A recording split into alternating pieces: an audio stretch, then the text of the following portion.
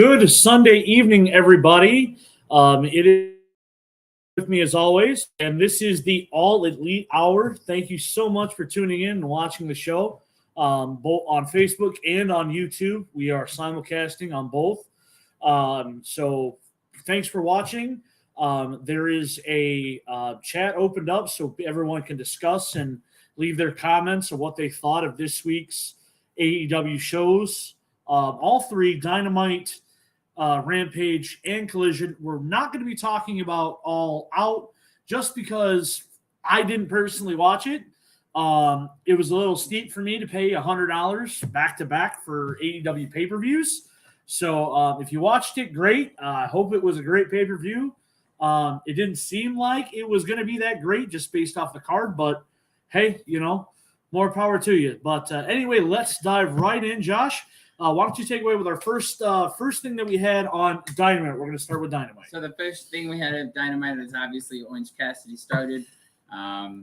He started with a promo. He told the crowd that they told him to stay home, but he's going to be here every single night. Championship or no championship. Right. And it's obviously, we gave it away that Mox beat him at All Out for the title. It was actually the main event. And I'll say this, what a run. I mean, obviously Moxley is the face of AEW. That's why they put a championship around him, and they weren't gonna have MJF lose because I was gonna say on that note, they're not gonna have MJF lose, so they had to give him something. Right. And Orange Cassidy, he says he's gonna be there night in and night out. That man is taking bumps. He was in the Stampede. He was in the parking lot match. I mean, just the amount of tape that there's more tape on him than there is clothes. So two main events for Cassidy on both pay-per-views. So that's obviously one of them being a Stampede. So then we get Mox, who interrupts Orange Cassidy, talks to him obviously about his old title, and then they pretty much wrap up the promo. Do you think that the rivalry is going to go on any further with this? Do you think that they're done? I think Orange Cassidy is actually going to go to the back of the line again. I think that as much as I loved seeing him with the title, I thought after he got the title. Mm-hmm. They stopped using him as to start the show. I mean, Orange Cassidy is so resilient and such a good wrestler. Like he started Dynamite week in and week out. And I felt like he just kept thrown in everyone's feuds. It was like the best friends, and he just got thrown everywhere, and the title got lost. And I feel like with Moxley having it, Moxley's going to fight. He's going to fight on Dynamite. He's going to fight on Rampage. He's going to fight on Collision. He's going to take that title everywhere. He's going to take it over to New Japan and fight with it. You think he'll keep it in a bag like Orange Cassidy did? And that's my only knock of Orange Cassidy. And I get it's part of that persona of Orange Cassidy. It's part of his gimmick, yeah. But if you've got a title, I mean, show it off, put it over your shoulder. You could easily put the jean. He has the jean jacket. Right. He could easily just. Had it over the jean jacket or under the jean jacket. But I get it. That's what he wanted to do. That's his style. But I think that Orange Cassidy will have to go back to the back of the line, and I think Moxley's going to have that title for a good minute. Do you think he'll have it as long as Cassidy did? If not longer. I would say he might even have it all the way to Vegas and Double or Nothing in February. Mm-hmm. All right, fair enough. And then we dive right into Mox versus Fox for the International Championship. That's why Mox came out. And the weird thing is Darby Allin came out with Fox. This is that like Tony Khan booking where like we start a storyline and then we drop it out of nowhere and then we're friends again, and then we pick it back up. Like, it was not 2-3 weeks ago that AR Fox turned on Darby, and then he goes to Nick Wayne's house and destroys the wrestling gym. I mean, with Swerve Strickland. So it's just a mess. Yeah. Yeah. So they pretty much hug it out, and then Fox goes to the ring. Obviously.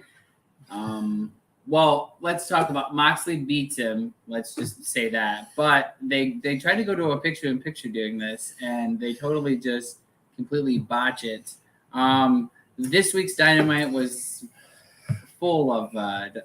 Of both the announcers, from the announcers to the commercial break, as you had mentioned, to the wrestlers. Yeah, I mean there were several moments. Right. So then we see the TBS title is next, which Chris Statlander's opponent we've probably seen one other time. They do this like open challenge thing for the TBS title, which I thought was Jay Cargill's thing, just because she wanted to show that she can remain undefeated. But I guess it's everyone's thing with the TBS title. Ima Shakira. I probably said the last name wrong, but that's about who it. She is a very heavy hitter. She's somebody that they got over from Ring of Honor. Hey, Carla, thanks for watching. She's somebody that came over from Ring of Honor, and she has this kind of a dark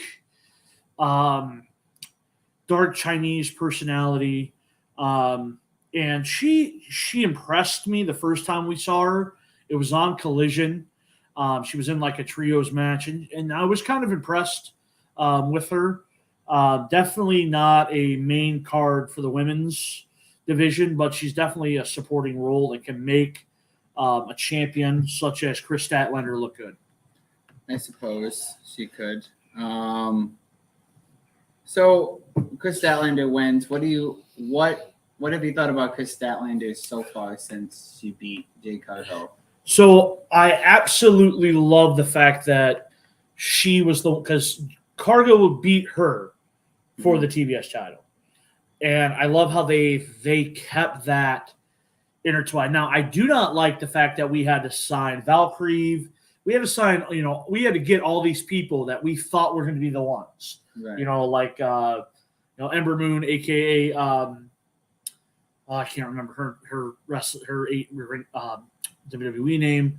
Athena, that's it. Athena, Ty Valkyrie. There were several people that we thought, I was like, this is gonna be the one. They signed this person just for Cargill, and they didn't do it. So, but they did go to bigger and better things. Athena is now the Ring of Honor Women's Championship.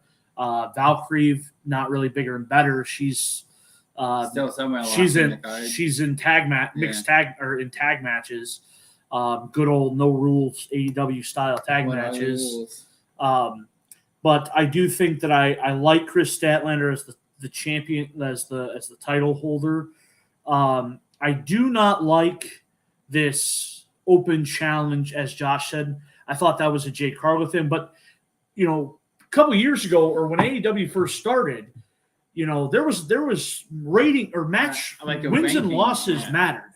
And we had open challenges, but it had to be somebody who was on that card, instead of homegrown talents, which there's nothing wrong with that. I miss the days of Cody Rhodes when that actually existed. But those open challenges are those people those were for Dynamite, and those were for the hype up the show prior to.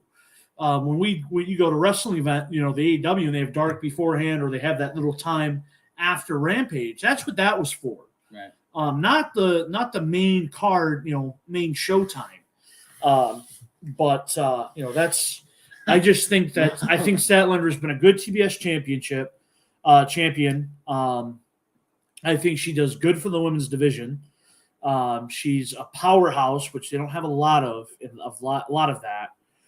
And unlike the AEW's women's championship, she's not in tag matches, or they're just trying to plug them in and there and everywhere. She fights every week, whether it be on one of the shows, and she allows the homegrown or the talent that Tony Khan's thinking about signing or bringing on. They make them look good. And she, in my opinion, she always has either a C+ or higher match, which is a very low standard, but for what we're dealing with, it's good. I guess. I mean, I still don't really like the fact that she's the champion. I think we could go to somebody else who maybe deserves it a little bit more than Statlander, but nevertheless. With Cargill out, with Hayter out, I think it's a demotion for Britt Baker. Well, I think what Britt Baker's doing right now is a demotion. But I think as what Britt Baker's doing right now is a shame. That's just well, we'll get into that here in a minute later on in the show. But because the women's champion, obviously, that's the higher mountain of the women's division. To be honest with you, I would like to see Shakita, Hockey Shakita. I'd like her to be the TBS champion. I think she's awesome. I think she does great things for the women's division, and instead of her like that little placeholder thing where she beat Toni Storm just for I would like her to be like the TBS title champion so she can hold a women's championship longer than just like being a 2 placeholder. weeks Yeah, or absolutely. something like that. Because I think she deserves more. She's one of those homegrown talents that went into AEW with high hopes, and now she was the champion for no fans at all. Right. And then when she became the champion, she held it for like a week. Yeah, it was a placeholder championship, which doesn't make any sense to me. But nevertheless, we're gonna move on.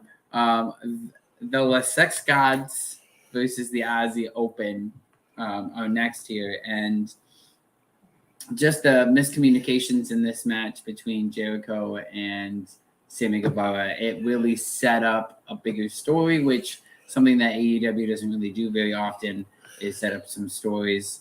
But this was a really good match, I think. My personal opinion, I'm kind of like a Sammy Guevara fan, so like I'm kind of biased.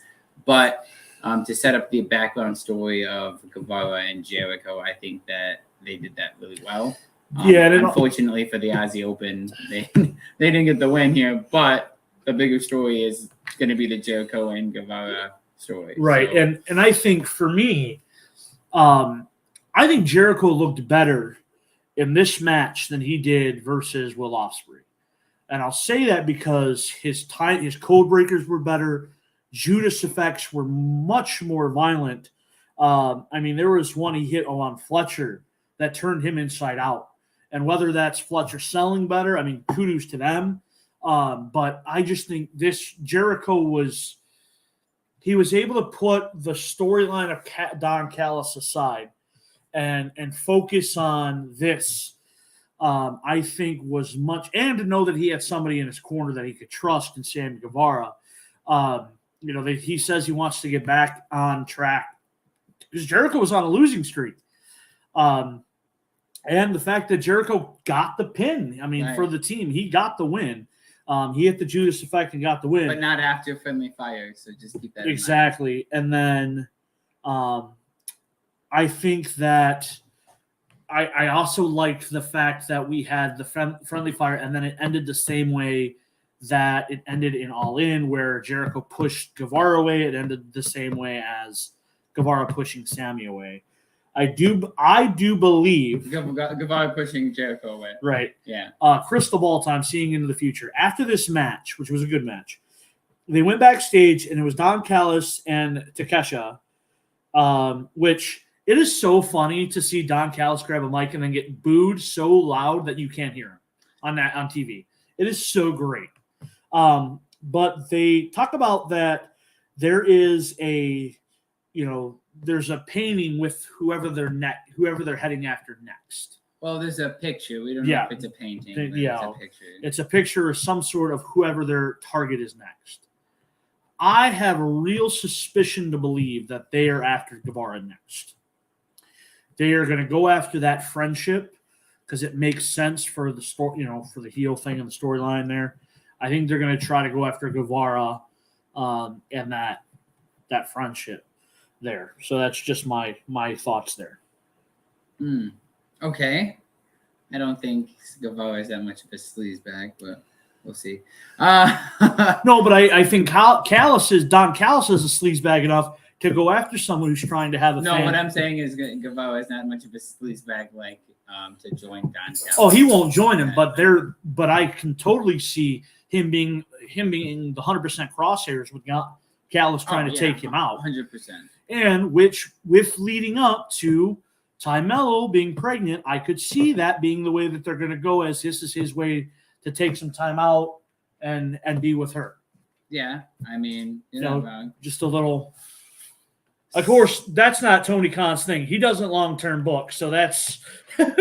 We just do random. We just throw things together. MJF comes out next. Can I just say real quick how over he is right now? I don't know whether he's face. I don't know if he's heel. I don't know what he is, but he's just out there, and the crowd's just eating him up. Oh yeah. Whether they're booing him Cheering. or whether they're cheering him, Right. From his facial expressions, the crowd is eating him apart, and it's pretty great. So he comes out, starts talking about the tournament, and then he has an interaction with Samoa Joe, because Samoa Joe comes out, who is the Ring of Honor world champion. The one thing that gets me is who got who in this promo, because you have Samoa Joe, who fires up MJF by calling him kid, and then you have MJF taking Samoa Joe back to the security guard in the WWE when he walked Samoa Joe out to his NXT title defense. But I do like the one comment that Samoa Joe said, that he's the biggest star on the other company's network. MJF said that. No, Samoa Joe. Samoa Joe said that because he's twisted. He's sweet tooth on Twisted Metal. Yep. By the way, that's a great show if you haven't checked it out yet. But who do you think won this promo battle? Do you think it was? I think Joe won it just because of the fact that MJF had to continuously bring up like crappy puns like Joe Boy, Pillsbury Dojo, or Joe. There were several different weight jabs, and they were very kiddish. That's why the whole kid thing kept. Right. I mean, they weren't very good barbs, but once MJF got fired up with it, and he had enough with the kid thing, the tides turned. But I still think that Joe won the promo, and I think that Joe is going to win this tournament based off of the merit that. They're gonna talk about this. I mean, MJF bought William Regal up. He bought William Regal up. There's so much passed into this, and I could see them allowing Samoa Joe to end up taking the title from.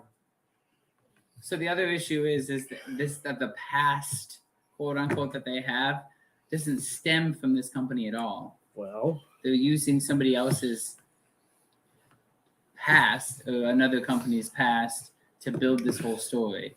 Well, that's that lazy Tony Khan booking. And then I just want to point out of all four men that are in this whole title thing, you've got Adam Cole, you've got MJF, you've got Roderick Strong, and you've got Samoa Joe. There's only one homegrown talent in it. That's MJF. Yeah. All three are other company guys. Just a thought.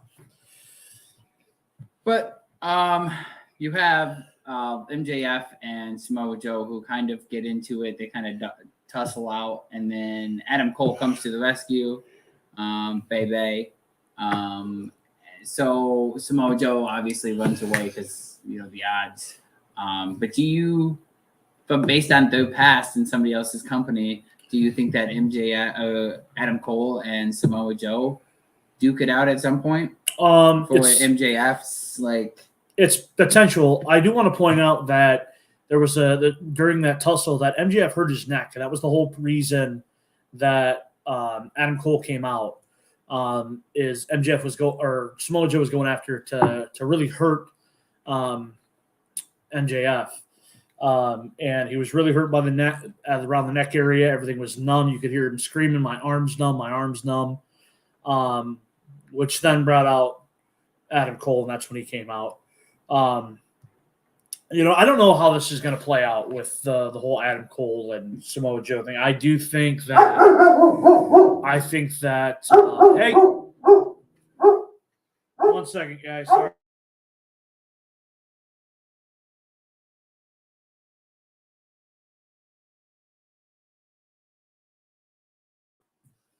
Sorry about that, guys. Where was I at? MJF. Yeah, and I think that I don't know how the Adam Cole and Samoa Joe thing are going to play off. What I do know is with Roderick Strong having already a hurt neck, I don't see him. Like I said, I don't see him beating Samoa Joe. So I just don't know how this is going to taper off. If we're gonna end up with Adam Cole and Roderick Strong, and then Samoa Joe and Adam Cole, I just don't know how we're gonna. I don't know. I don't. Well, my thing is Adam Cole's like in 3 storylines right now. Yeah. Well, yeah, and then you've got because MJF's part of that Roderick Strong and Adam Cole. Right. Adam Cole's like there's so many different storylines and pieces that it's so hard to figure out how they're going to marry together and how we're going to make one. Right. But like I said, I think when it's all said and done, Samoa Joe is going to be holding that AEW title. Okay, that's a good. You heard it here, folks. I do believe I think he's going to be holding it. Then next we have Tony Schiavone interviewing Hangman Adam Page, which Swerve comes out. So real quick, just before we go into the Swerve, I just want to point out what a good cause that Adam Page, Hangman chose for that $50,000 to go to Chicago area schools for the teachers and stuff like that. I thought that was really cool because they're underappreciated and underpaid. Yeah, and I mean that's teachers are. So any teachers watching this, I feel you. Appreciate your service. Yeah, and I just wanted to point out that I thought it was really cool that that's the charity because you hear all these celebrities donating money to charity. You don't hear a lot of the teachers. You hear food banks. Not that those aren't good charities. They are. But I just thought it was really cool with September being here and this being all the kids going back to school. I thought it was really cool of him to donate to the. They raise our young. They make them, valuable citizens. Yeah. So just that little thing. Go ahead. Right, so we go into Swerve coming out, and then they kind of do a promo battle too. This week's Dynamite was a lot of promos. Oh. It was pretty. It was a lot of time with promos. Talk.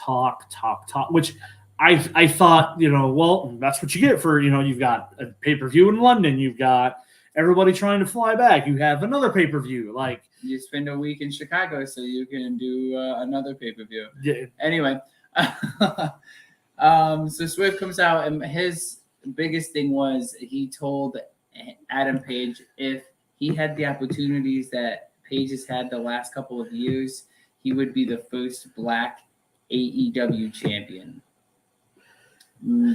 I mean, if you're Adam Page, he's had to fight Chris Jericho, he's had to fight Kenny Omega. Those are the opportunities that he has had for the AEW championship. He's also had to deal with Moxley on several occasions. Exactly. I mean, that's what I'm saying is right now we have MJF, who isn't a bad champion, but what I'm saying is he's had a lot of other different people who he's had to deal with. So Swerve should probably and on that note into a different lane. Yeah, and on that note, Swerve chose the tag team division when he first got in. He chose to partner up with Keith Lee. That wasn't a random thing. He chose to partner with Keith Lee, and then they had their split. And now he has these the mogul affiliates, and that was a disaster. Another tag team. Yeah, Tony Khan has tried to push Swerve several times, and he has done nothing with it. So Adam Page is, he has done something with everything that he's been asked for. Yeah, he may get hurt a little bit more than the average person, but AEW is also a lot more unsafe with some of the stuff they do. So that plays a part of that, but. To say that Swerve hasn't been handed opportunity, he has. He's been in battle royals for number one contenderships.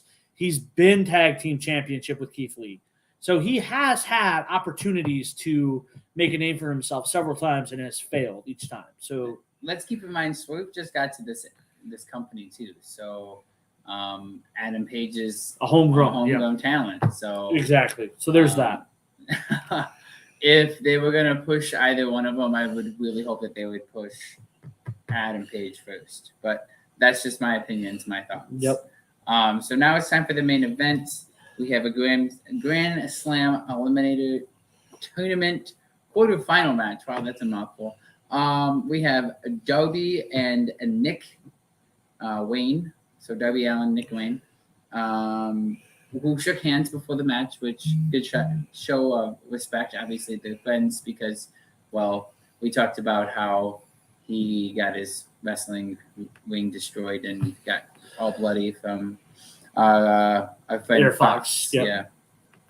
Anyway, so they start the match very good, double crossbody to each other, knocking each other to the mat. But then we get a spot where Christian Cage comes out with the TNT champion, Luchasaurus, who Christian Cage carries that around like it's his, but it's definitely Luchasaurus's. Luchasaurus walks over the ramp and joins the commentary booth. So now you have Christian Cage on the commentary booth. Nick whips Darby into the guardrail, which this looks like he was using him as a baseball bat, if you're not familiar with that term. Which this seemed to have fire Wayne up pretty good. He hit the Wayne's World, which that's a great name for a finishing maneuver. I do like that. But he got a near fall, unfortunately. Darby grabs Nick's arm and starts stomping his face, kind of like Daniel Bryan does. Or Daniel Bryanson, sorry. And then it must have knocked Nick out because we were able to get Darby Allin to come to a victory after a coffin drop. The only things that I'll say about that match is Darby Allin, I love you as a wrestler. But you've got to find a ground outside of these crazy suicide dives and the things that you do, man. You remind me of Shawn Michaels at the very beginning of his career, jumping off of things, suicide dives. And his career was cut real short, and he wasn't able to do the things he wanted because of his back. And your back, my friend, is going to come back at some point to you, and it's going to cut your career short. And I really hope not, because you're a really good wrestler. Obviously, Sting and the AEW thinks very highly of you, and I think you're really good. But man, the bumps that you take, and the you just jump off everything. I mean, you want to look at your future, look at Jeff Hardy. That's what I'll. I mean, Jeff Hardy has a lot of personal issues, though. Too, but his body. I mean, that man threw caution to the wind. He jumped off of ladders. Chairs. Yep, and that's just what happened. So, be very cautious, my friend. That's all I have to say about that. So overall, what would you grade the show if you had to give it so from I'm gonna, A to 80? So I'm gonna go off of. I'm gonna say. So first of all, Bleacher Report. Now this isn't my grade. This is what Bleacher Report graded it. Bleacher Report graded that week's Dynamite in A. Whoa, timeout. There wasn't enough wrestling for it to be an A. This is all elite wrestling, not all elite promos. Now, most of the promos were good. I'm not taking anything away from that. This is a promo class. This is all elite wrestling. Let's wrestle. Let's fight. I thought they were supposed to be different. So I'm giving it a C. I'm going to give it a B minus. I think I would give it a C plus just based on the wrestling alone. I think, the promos were good, but we're going to be a different category, which is what this company is based on. It doesn't follow suit with that. Yeah. So nope, I'm with you. I give it a C plus. The wrestling on the show and the promos on the show were great, but if you're going to stick to, it's kind of like if you're going to stick to wins and losses and start putting people on those levels, you should do that too. Right. It's like why keep track of them if you're not going to follow them? So next we'll talk about Rampage, which it had more wrestling than Dynamite did. But you also got to remember with Rampage too that it only has an hour right. to squeeze in as much as it can, and it had a lot. I mean, the card it's pretty bad when you're like third string has more to offer than your first string. Right. That's what I was trying to make the comment about. Was like Rampage seemed to be loaded, and Dynamite was just Lackluster. Yeah, very lackluster indeed. What I mean by that is Rampage started with Lethal and Penta already in the ring, and then we went right to the commentary desk, and then we started the match right away. Penta, though, brings his white gear to the ring, which we don't see very often. Despite having the mask pulled off and having to put it back on, Penta was able to get the win and advance in the tournament. This was roughly about 12 minutes. And mostly very much enjoyable. But we could have done a little bit better in some parts. Like, I think we were talking about this earlier, the whole mask thing. Yeah. We either need to take the mask off or leave it on. Like, we're kind of getting, are we focusing on Jay Lethal and Jeff Jarrett working as a tag team against what Penta's little death triangle, Yeah. or are we working on the mask? Yeah, and this goes to that, this goes to that whole wrestling. Like, there's certain things that you do and certain things you don't do, and the mask for a luchador is very important. And I think I just don't believe in, disrespecting the culture of the luchador by ever trying or using the mask as something. Rey Mysterio's has had his mask removed for very minimal storylines. Penta's had his mask removed so many times, and they're quick to cover him up. But I don't know. For me, I just think that it's so disrespectful to that culture to have that mask ever removed. And if you're not if it's something like you're immediately covering him up, like, oh my gosh, you're making a big deal. Why do we need it? Right. It doesn't add anything to, it adds to the heel factor of what the person who took it off, but then it shortens us in wrestling because you have to cover this person off. He's got to get his mask back on, right. And so on and so forth.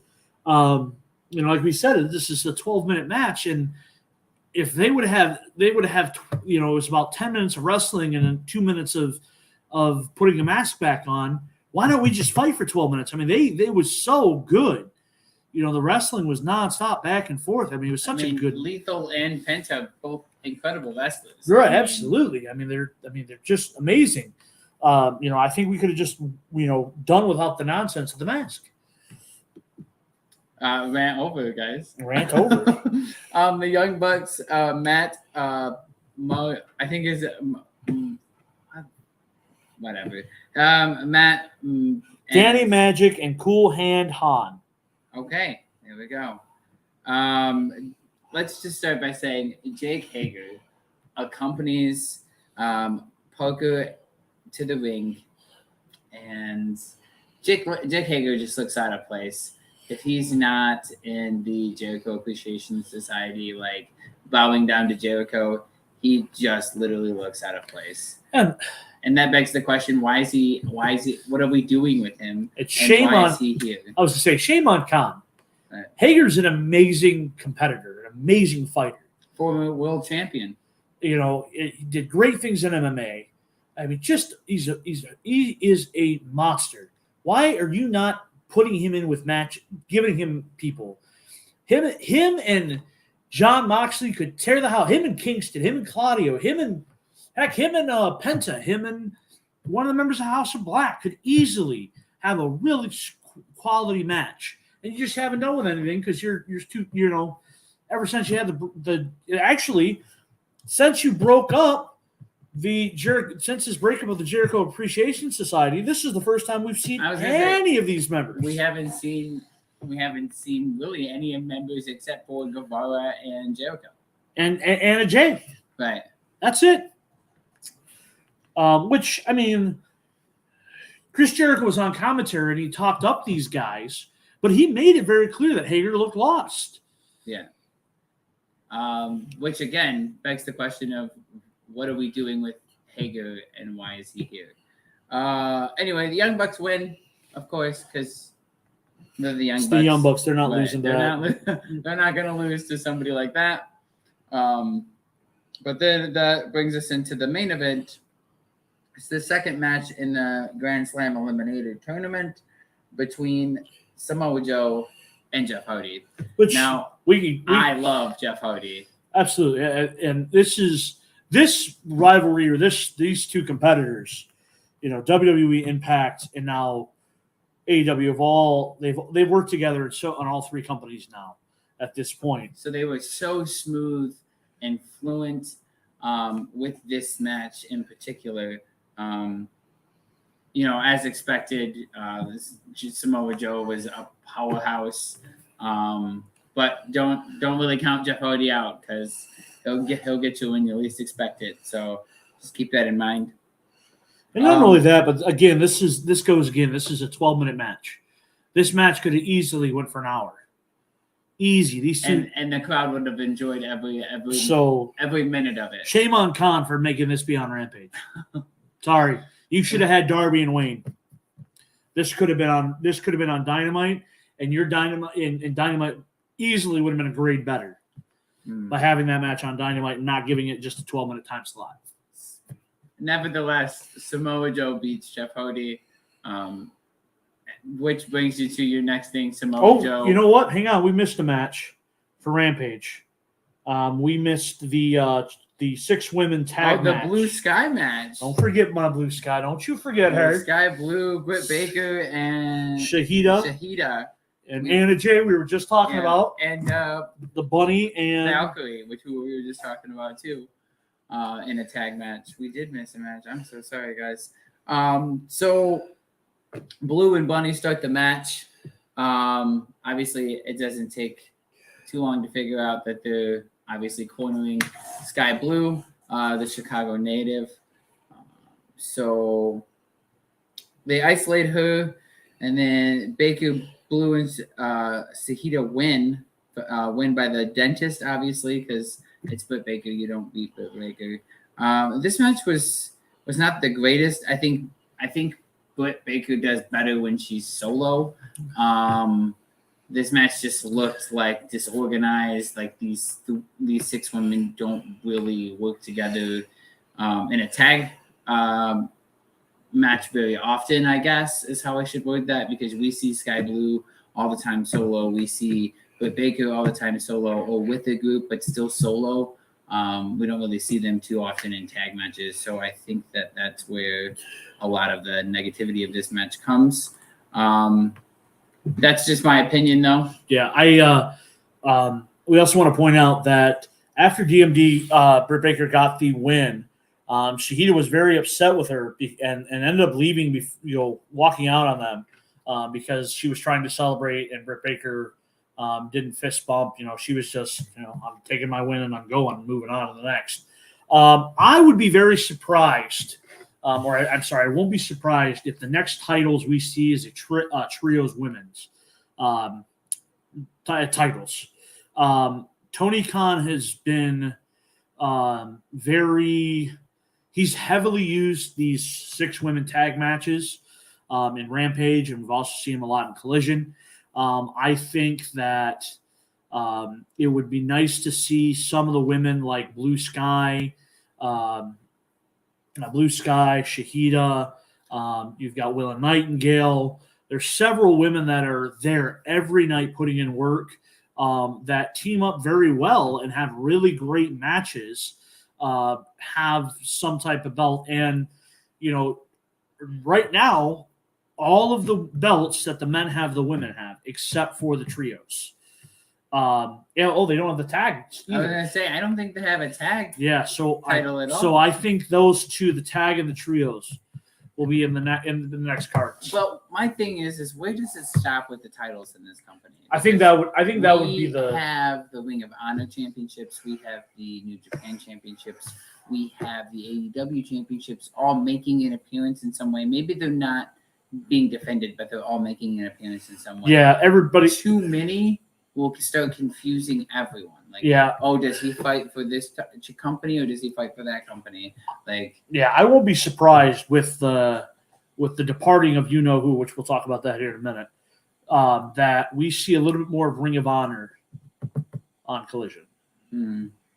that could potentially be a thing, but yeah, I agree. Too many titles, but I think as a fan, I have to read what title they hold because you're trying to figure out if I don't know who they are or what they hold, then I'm confused. I just think the women deserve that tag. Maybe not the trios yet, but I do think that the women deserve a tag team titles. They 100% deserve a tag. Because when Penelope Ford, before she got hurt, and the Bunny were working together, man, they were just bad. Mm-hmm. They were just not stoppable. And then same thing with Ty Mello and Anna Jay. They were amazing together in the ring. And I think Blue Sky and Willow Nightingale, we've seen them fight several times together, make a really great team.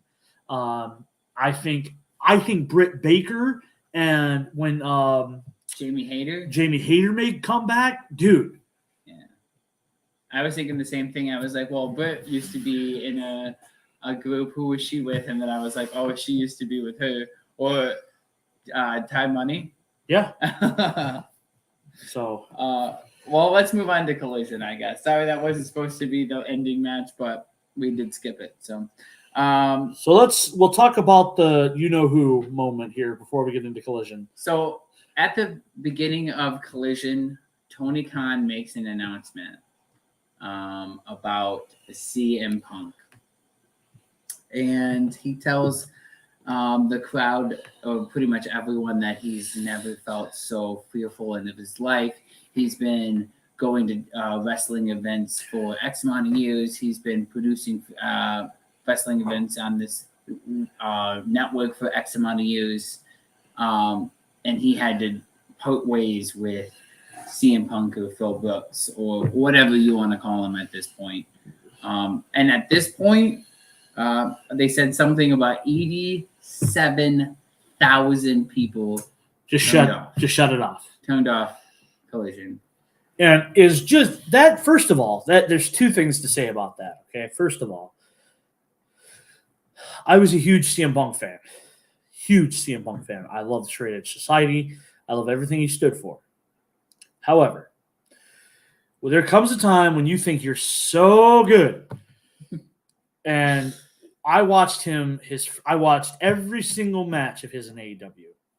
That was not the CM Punk that I remembered. That was a washed up, over-egoed Punk.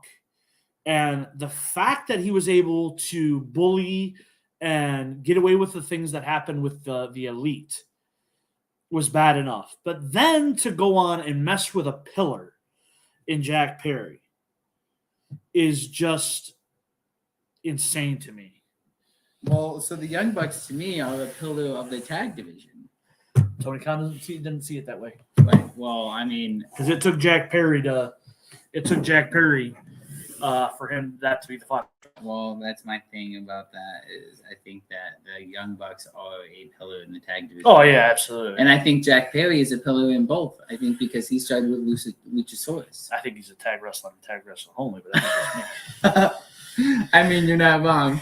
So going into Collision, we start the show with, of course, the International Championship, like we used to when Orange Cassidy was the champion.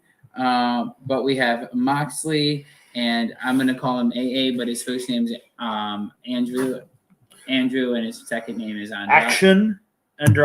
Action Andrade. We'll call him that. How about that? AA. Call him AA for short.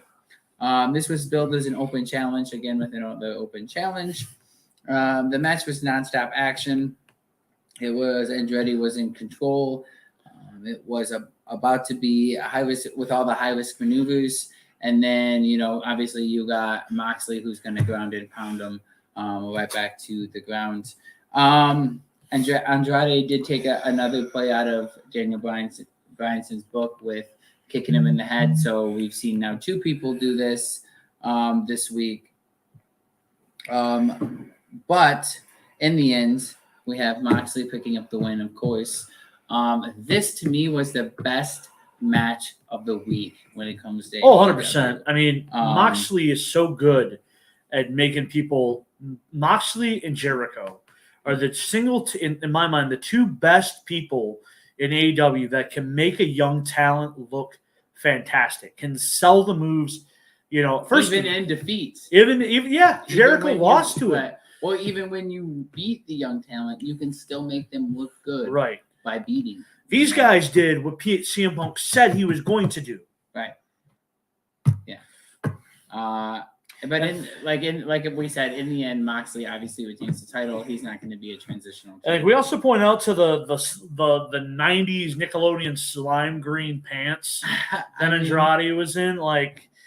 But I mean, the Nickelodeon. I mean, he's only like 25. Oh, he's our age. Right, I mean, so I know. I thought it was cool. So Chris Statlander puts the TBS title back on the line. Two times. 2 times this week. 2 times this week. MJF did not defend the title at all. Just so. Against Renegade, Robin Renegade. I haven't really seen much of Renegade. I'm not gonna lie, but doesn't mean that we can't have a good match. And she did come out with Charlotte because they're sisters, right? The Renegade sisters. So Charlotte would come out, and I do want to point out that why is it always Robin that gets the opportunities? Right. Charlotte does. I mean, I've seen Robin actually live a couple of shows ago. It wasn't the one in Detroit. I think it was the one in Chicago that I went to.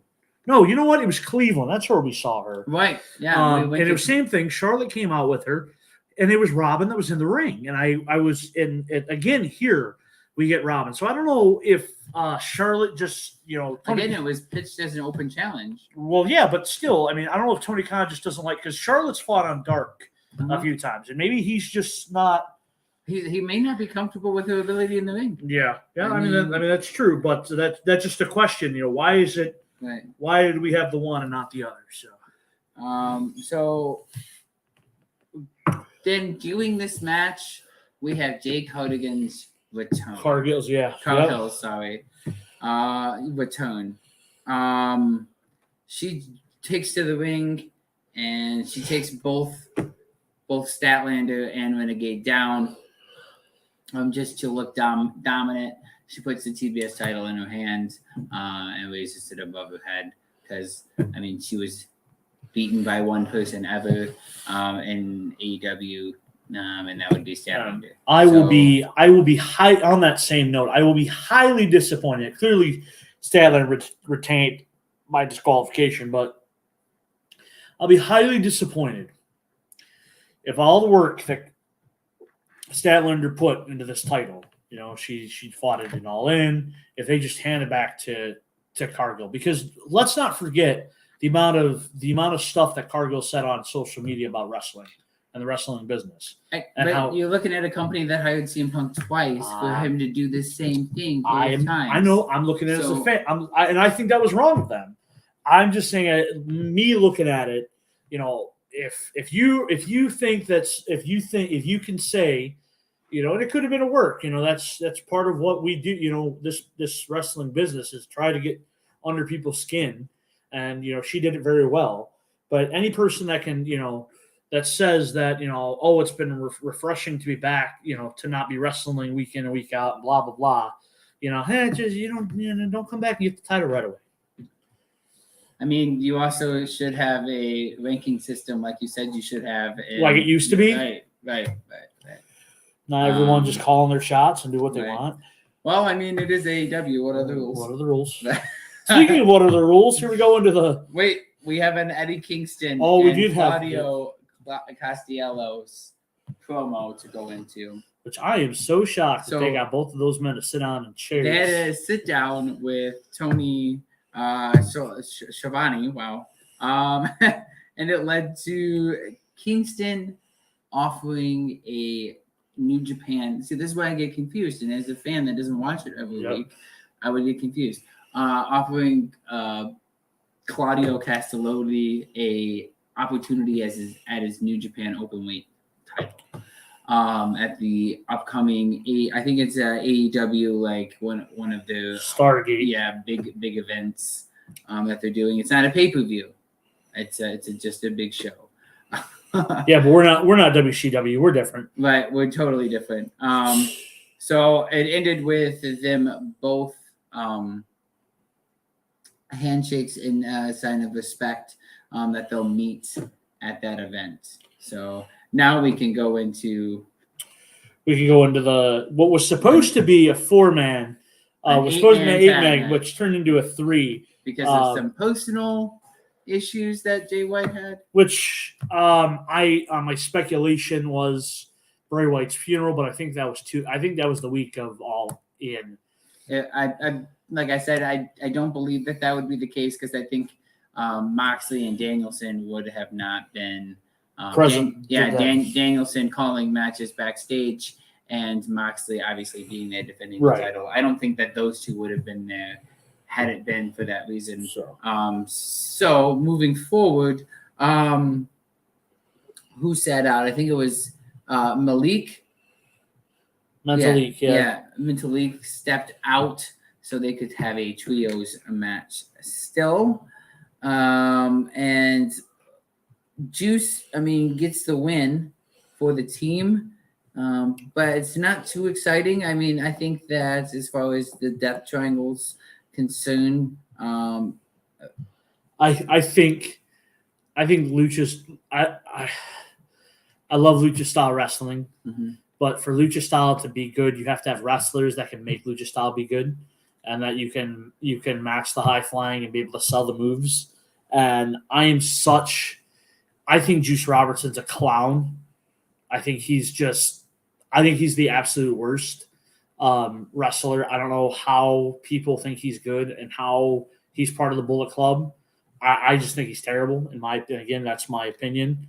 I also think that the Guns, there's a reason that they didn't get the push and the Acclaim did. Even their father got him more of a push than they did. I think there's a reason for that. I don't think they're very good. They sold some of the moves okay. I think that this match would have benefited from more time. Absolutely, because it's still. It was a decent match. Like I said, I don't think it was terrible. I hate the fact that Juice Robinson got the pin. I think he's just a clown.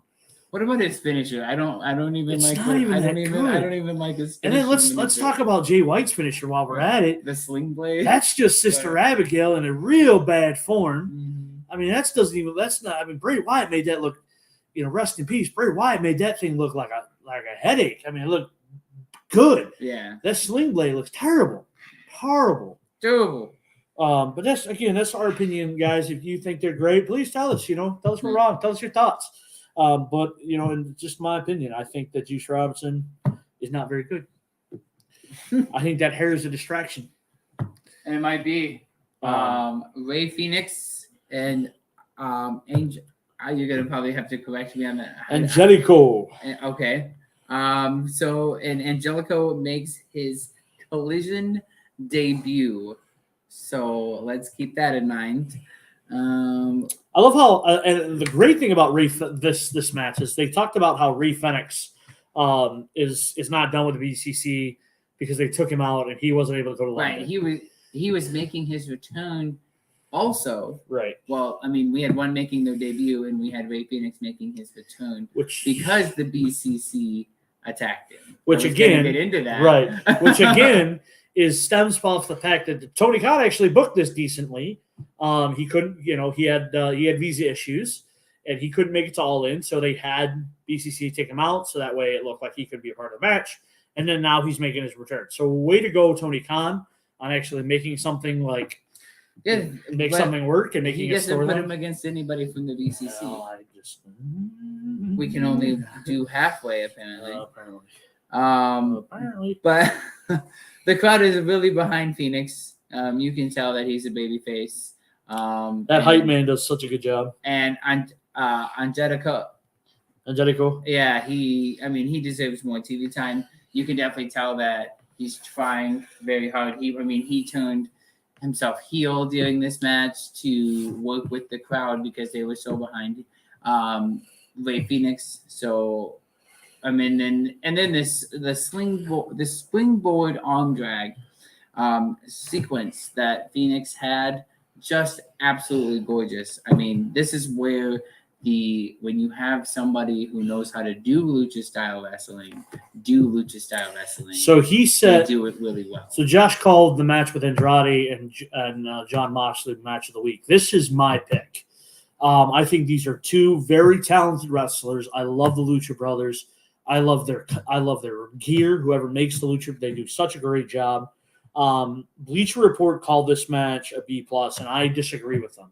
I think this match got an A, not an A+, because there's definitely, I think, with more time, it could have been an A+, and I think it could have been a 5-star match, honestly. Such a great effort by both men. I really look to see how they're going to move Angelico, and I hope that Tony Khan actually pushes him, and we get to see a little bit more of him with some actual good ring time. So I was really impressed with that. And then Luther, Luther,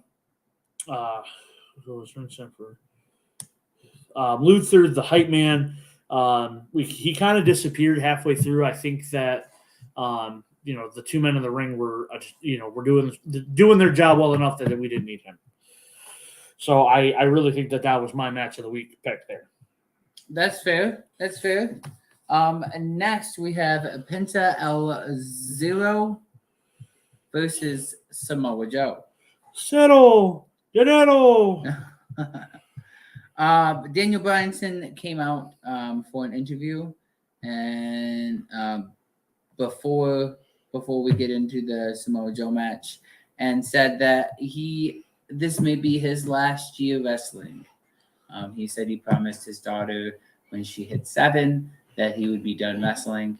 But he also said that if this is his final year, it's going to be very epic. What that means, I guess we'll see what the future holds. Well, I mean, what it means is he's calling out the likes of Zack Sabre Jr. for Wrestling Dream.